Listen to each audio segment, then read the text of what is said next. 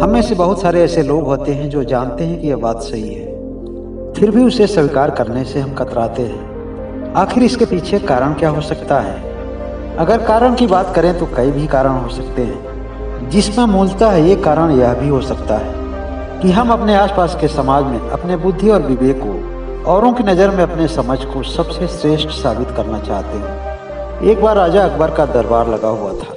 अचानक बीरबल के दिमाग में एक बात आई और अकबर से उसने कह डाला, महाराज, हमने कुछ सामाजिक सर्वे किया जिसमें हमें एक बात का निचोड़ मिला कि हर आदमी अपने बीवी की अधीनता स्वीकार करता है, अगर उसे एक शब्द में कहें तो जोरू का गुलाम। महाराज, आपका इस संबंध में क्या ख्याल है? अकबर ने बीरबल की इस बात का विरोध किया और कहा कि मैं तुम्हारी इस बात से सहमत नहीं हूँ। अकबर की बात को सुनकर के बीरबल ने अपने मन ही मन यह ठान लिया कि अब तो अकबर को मनवा कर ही रहेंगे। बीरबल ने कहा कि मेरी बात सही है या गलत, इसके लिए मुझे एक छोटा सा परीक्षण करना होगा। और उसके लिए उसने एक योजना बनाई और पूरे राज्य में अपनी योजना की घोषणा करवाई। उसने अपने सभी नगरवासियों को सूचित करा दिया कि जिस आदमी को अपनी बीवी की गुलामी करते हुए पाया जाएगा, उसकी सभी बातों को हामी करते हुए पाया जाएगा।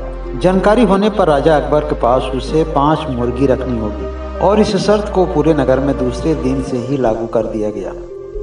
सर्दियन पहले ही दिन राजा के राजमहल में बहुत सारी मुर्गियां आ गईं।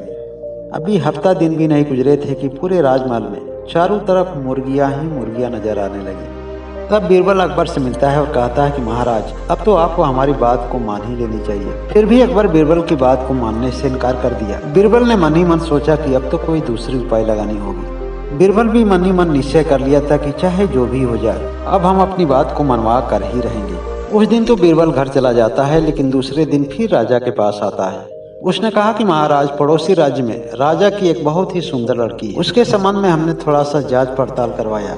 पता यही चला कि अगर आप चाहें तो उससे रिश्ता हो सकता है, आपकी शादी हो सकती है। अकबर ने कहा कि बीरबल, तुम यह कैसी बातें कर रहे हो? तुम तो जानते हो कि पहले से ही मेरे पास 2 महारानियां हैं, अब और एक तीसरी महारानी, यह संभव नहीं है।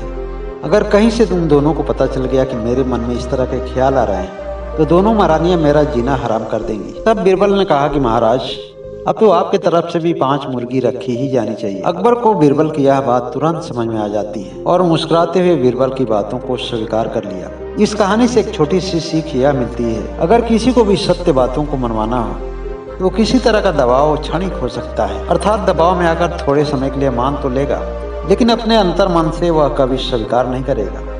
अर्थात परिवर्तन केवल बाहर होगा, उसमें व्यवहारिक स्तर पर कोई भी परिवर्तन नहीं दिखेगा।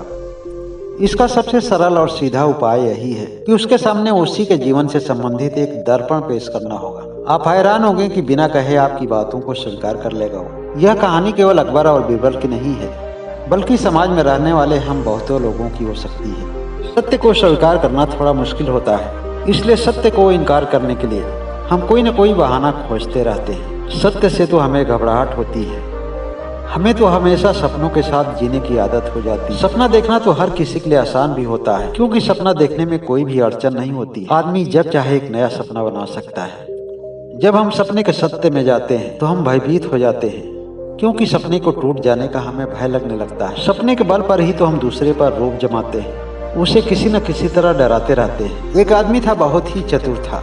एक दिन अपने बच्चे पर रोब जमाने की उसे सूझी। अपने 8 साल के बच्चे को अपने साथ में लिया और तीर धनुष लेकर के बागीचे की तरफ चल दिया। उसने अपने बच्चे से कहा कि चलो आज दिखाते हैं कि मैं कितना बड़ा शिकारी हूँ। तुम्हें भी आज पता चल ही जाएगा कि तुम्हारे पापा का निशाना कभी नहीं चुकता है। उसने पेड़ पर बैठी हुई कुछ पक्षियों की तरफ अपने तीर धनुष का निशाना साधा और कहा कि बेटा, ध्यान से देखना, कहीं देखने में चूक मत जाना। और उसने तीर चलाई और उसका निशाना चूक गया और पक्षियां उस पेड़ से उड़ गई। जब उस आदमी ने देखा कि बच्चा पक्षियों को उड़ते हुए देख रहा है तो उसने अपने बच्चे से कहा कि देखो बेटा, मेरा निशाना कितना अचूक है। देखो, मरने के बाद भी पक्षियां किस तरह से उड़ रही हैं। आज तुमने ऐसा पहली दफा देखा होगा। यह कहानी हमें संकेत दे रही है कि हर आदमी किसी दूसरे को कहीं न कहीं गुमराह करने में लगा हुआ है, और इसकी शुरुआत तो लोग अपने बच्चे और अपने परिवार से ही करते हैं। जैसा हम हैं वैसे ही दूसरे को बनाना चाहते हैं, दूसरे को सिखाना चाहते हैं। यदि किसी को सत्य पर संदेह होने लगे तो हम एक नए भ्रम में उसे उलझाने लगते हैं। याद रखना कि ऐसी सोच और ऐसा विचार तुम्हें धर्म की तरफ कभी नहीं ले जाएगा। ऐसे रास्ते तो हमेशा अधर्म की तरफ ही जाते हैं, और अधर्म की तरफ जाने वाले हर रास्ते उसे सुख देने जैसे प्रतीत होते हैं। अगर आप चाहें तो आपको किसी भी धर्म में उलझने की जरूरत नहीं है। आप अपने हर दिन के कर्मों से ही अपने धर्म के शीर्ष तक पहुंच सकते हैं। एक बार गौतम बुद्ध के आश्रम पर बहुत सारे लोग आए थे। उन सभी लोगों में एक गांव का किसान भी था। वह किसान भगवान बुद्ध से आग्रह किया, हे प्रभु, आप किसी दिन हमारे गांव में आकर अपने ज्ञान रूपी प्रसाद का अगर वितरण कर दें तो हम लोग तो धन्य ही हो जाएंगे। गौतम बुद्ध के पास तो बहुत सारे लोग थे, लेकिन उस किसान की आंखों में एक अलग समर्पण दिखा। गौतम बुद्ध ने कहा कि मैं 2 दिन के लिए कल ही तुम्हारे गांव में आऊंगा।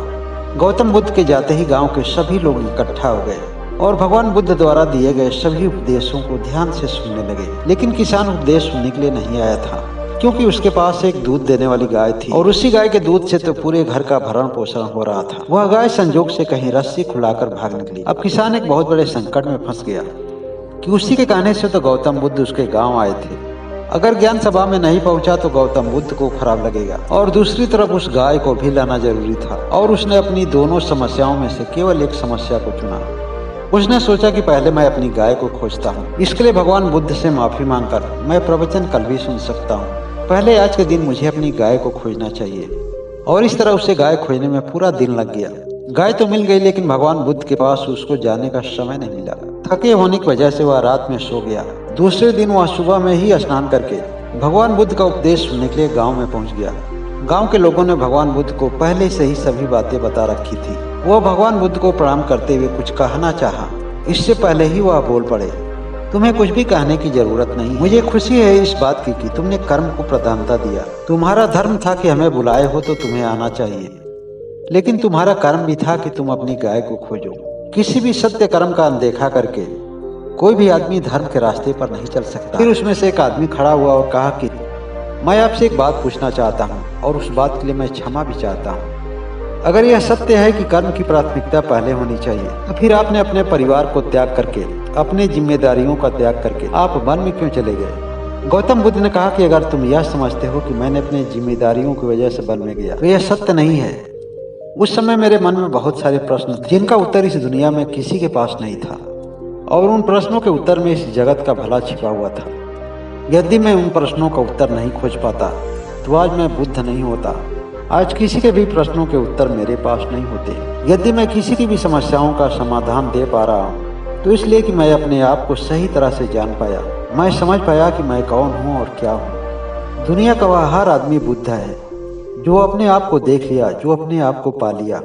मेरे राज्य को चलाने वाले मेरे छोटे भाई तो थे, लेकिन मैं इस छोटी सी जिम्मेदारी की अपेक्षा उस बड़ी जिम्मेदारी को स्वीकार किया, जिससे दुनिया को एक नया रास्ता मिल सके, जिसके बताए हुए रास्ते पर दुनिया चले।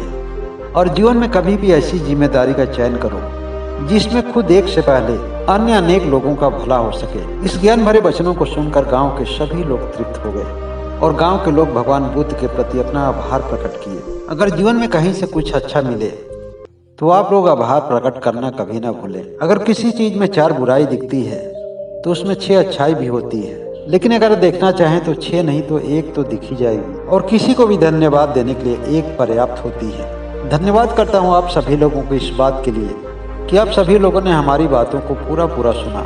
मगर एक छोटी सी शिकायत है कि आप लोग कमेंट करके अपनी भावनाओं को व्यक्त नहीं करते हैं। इस चैनल को प्यार और सहयोग देने के लिए आप सभी लोगों को बहुत बहुत धन्यवाद। उम्मीद है आगे भी अपना प्यार और सहयोग बनाए रखेंगे। और साथ में एक बात और भी कहना चाहेंगे कि जो लोग अभी तक इस चैनल को सब्सक्राइब नहीं किए हैं वह सब्सक्राइब करके बेल आइकन की घंटी को जरूर दबा लें।